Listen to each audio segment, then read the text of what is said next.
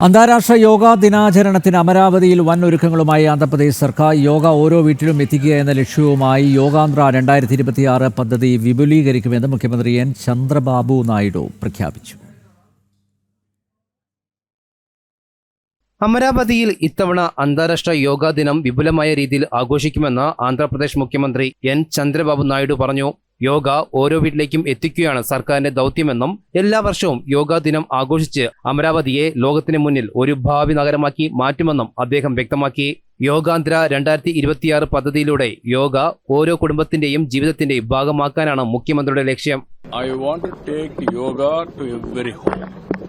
That is our mission. We are working in that direction. Every year we will celebrate, we will showcase it.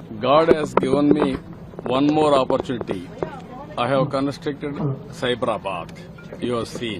Data സെന്ററുകൾ, artificial intelligence, quantum സാങ്കേതിക വിദ്യ തുടങ്ങി മേഖലകളിൽ രാജ്യം മുന്നേറുമ്പോഴും സന്തോഷവും മാനസിക സമാധാനവും ഇല്ലാതെ സാങ്കേതിക വിദ്യ മാത്രം സമഗ്ര വികസനം നൽകില്ല എന്നും അദ്ദേഹം അഭിപ്രായപ്പെട്ടു.